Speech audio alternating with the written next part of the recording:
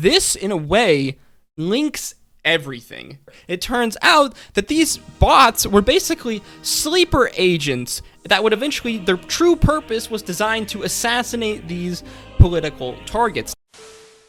How's it going, guys? Welcome back to Fraud on the Telly. In today's video, we're breaking down everything that happened on last night's episode of Critical Role, Campaign 3, Episode 32. An episode in which more of FCG's backstory gets revealed, a character from Campaign 2 makes an appearance, and the cast infiltrate the Paragon's Call. As always, if you enjoyed the video or learned something new, make sure you Eldritch Blast that like button, follow it up with a lay on hands to the subscribe button, and make sure you ring that tiny bell. Don't forget to check out some of our other Critical Role content, like our Campaign 3 theory videos, as well as our Was Travis metagaming video.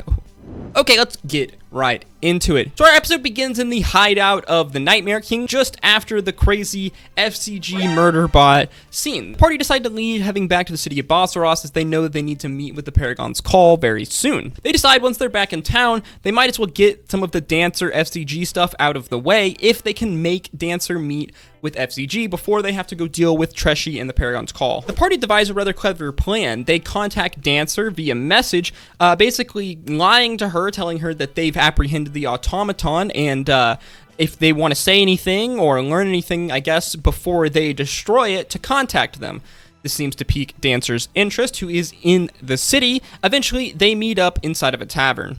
We learn that FCG did in fact murder the rest of the party that Dancer had assembled, her other automatons, and gravely wounded Dancer as well, basically removing most of her arm, in which she has some clockwork arm that she's built that doesn't function nearly as well. We gotta remember that Dancer's a tinkerer, so we can understand her devastation at one, losing her closest friends and companions, as well as losing the ability to craft and work on more of them, potentially. Basically, in Dancer's mind, FCG is like a ticking time bomb that, while she spent good memories with and has very fond memories with, the trauma endured from the betrayal, I guess, when FCG attacked them out of nowhere, scarred her enough to not want anything to do with him, as she thinks that eventually this will happen again. As well, we learn a bit more about the origins of FCG, at least from Dancer's perspective. Dancer apparently purchased FCG from a strange masked vendor, as this masked vendor is most likely the Aormaton Devexian from Campaign 2, but we'll get more onto that later. She could tell that FCG was something old and something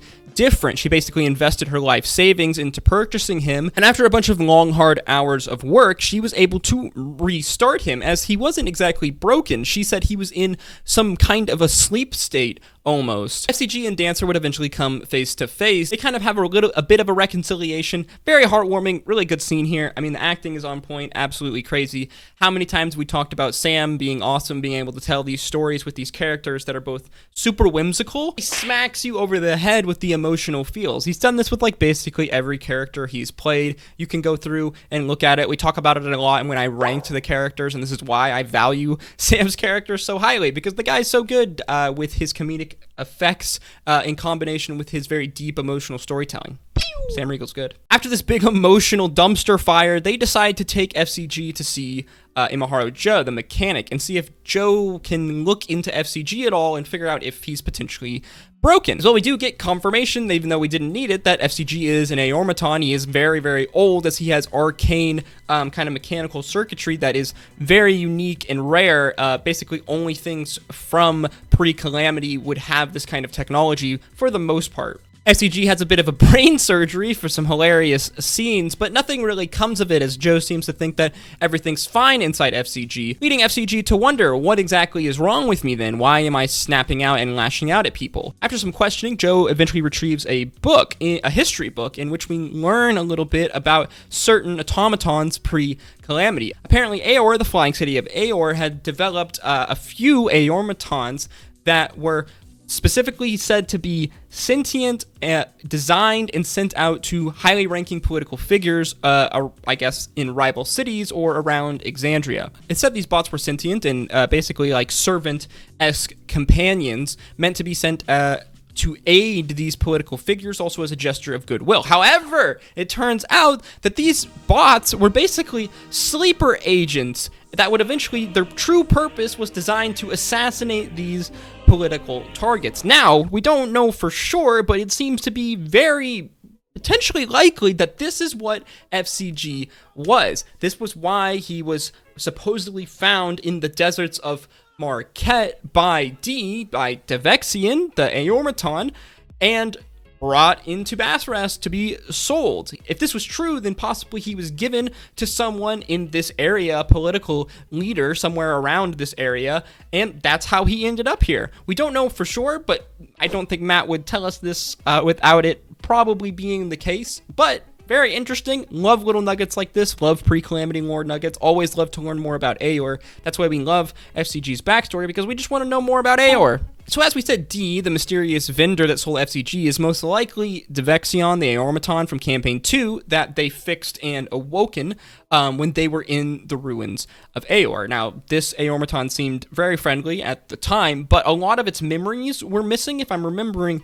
correctly. Basically, the group ended up parting ways, the Mighty Nine and this Aormaton, the Aormaton wanting to go back into the world to fulfill its purpose, part of which it believed was to wake up other Aormatons like it. Now, I find this interesting because if this was Devexian, which it very much seems like because the character was wearing a mask, we know Devexian kind of has a mask-like face. Also, they could easily have put a mask over their figures. Laura was doing a little bit of metagaming here, I gotta say, because when she was looking through Joe's memories, she asked to look at the character's feet, specifically D, the mysterious character. She thinks this is Devexian, and she's looking to see if the feet are robots.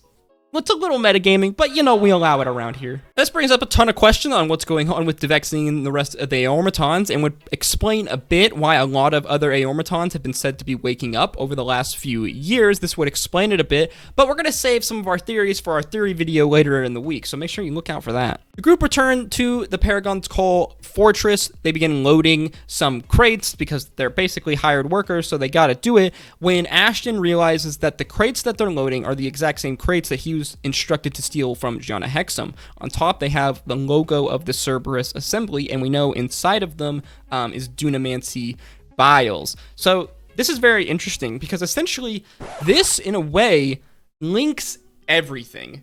It links so many things all together, and it makes us wonder just what is going on here. Is the Dunamancy needed in the Feywild for the machine that they're constructing? That would be my main guess, but we really have no idea. So what do I mean when I say all these things are linked? Well, this links Hexam to the Cerberus Assembly as she was trading in these crates.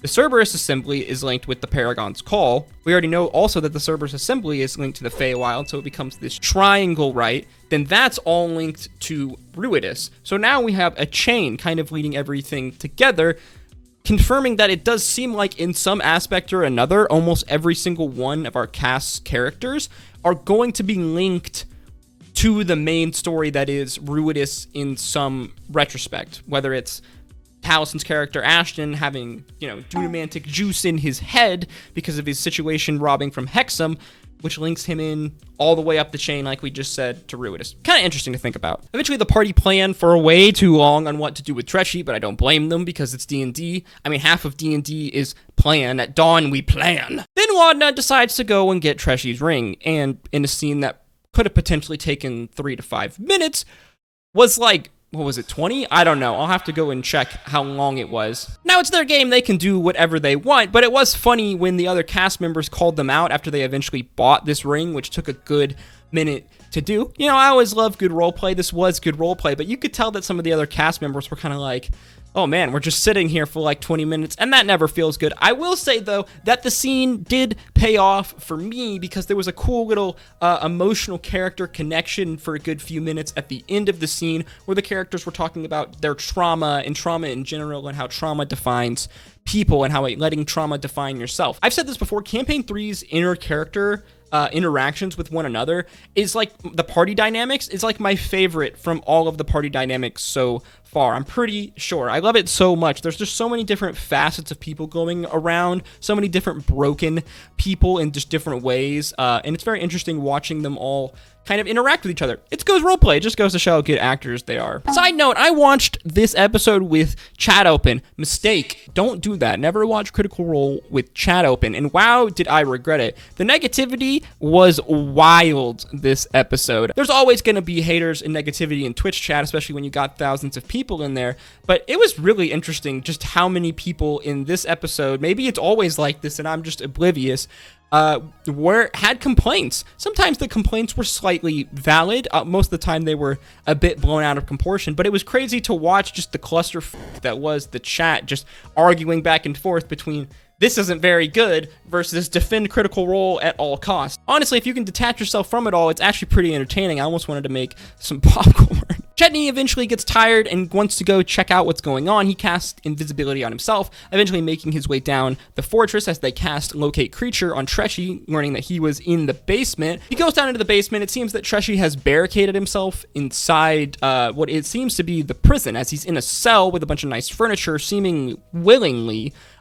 Treshy, it seems, is very paranoid, which we don't blame him, as obviously there's people in there right now that are looking for him that he doesn't seem to be aware of. Chetney returns back to the group, tells them what's going on. He couldn't make a move because it was just too risky, when all of a sudden they hear shouts coming from the courtyard of the Paragon's Call. They rush out. There's a big sandstorm going on, so it's hard to make out objects, but they can see what seems to be flashes of light and battle happening atop the super large brawler automaton type thing, and it seems that someone is there attacking the Paragon's Call, trying to steal the shipment, and that's where our episode ends. Overall, a good episode. Always good when we get character backstory, especially in this campaign, as every character's backstory is pretty freaking interesting, especially FCG's. We've been waiting for this FCG Dancer interaction for forever now, ever since we kind of learned about FCG's backstory a long time ago, so it was really cool to see this kind of come around. As well, the information about Devexian is super, super interesting, and all the theories that are going to come from that, and what's going on with other Aormatons throughout